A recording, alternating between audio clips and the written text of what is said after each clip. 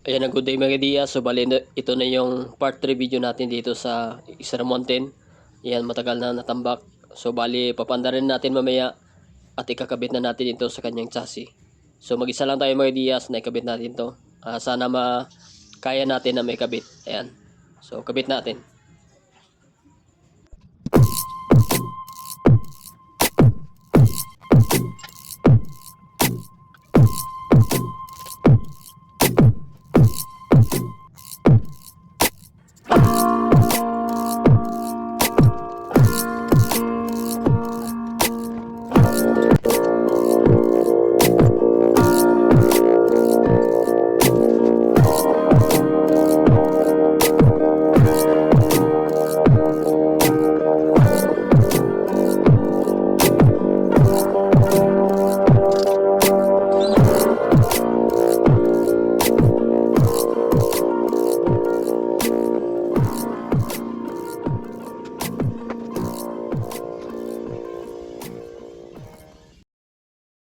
Bale, ito na may Diaz, nakabit na natin sa kanyang chassis. So nakaya naman natin na ikabit na tayo lang mag-isa. Ayan. So bale, panda rin na natin ito. So next naman natin sa sunod yung kanyang sa rim. Palitan ito ng 19 sa harapan at sa kanyang likuran mga Diaz, ang ipalit dito ay 17 pa rin. I-lug tire namin ito. Ayan. Yung kanyang sa harapan 19 ang ilagay dyan. Ayan. Dito 17 pa rin. So ituturo ko sa inyo bukas kung paano natin sa A-line yung kanyang rim sa part 4.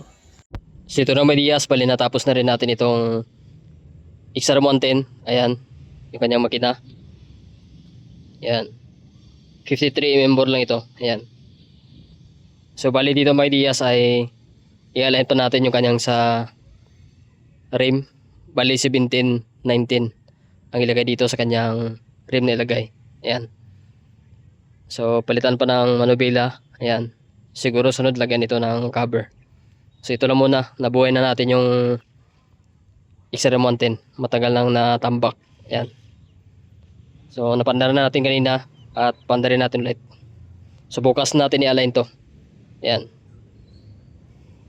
So bali ito na mga Diaz yung ating part 3 video dito sa XR110 na tambak.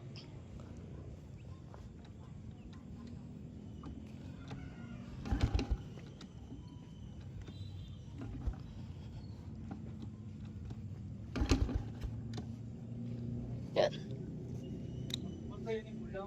Chok natin. Walang susi.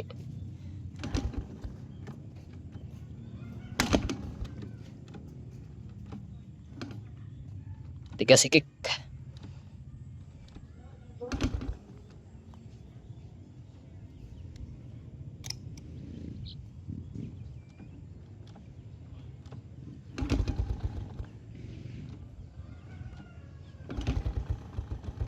Yan.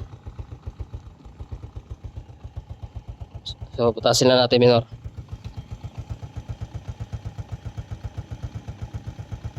Matigas ang ikik mga Diaz. So singaw lang yung kanyang tabotso. Kasi meron siyang crack dito. Bali palitan bitong kanyang tabotso. Hindi ito sa kanya. Napakatahimik ng makina. So maganda talaga itong mga XR110. Kahit matagal nang natambak, so goods pa rin siya. Napalitan lang ng cylinder block at carb.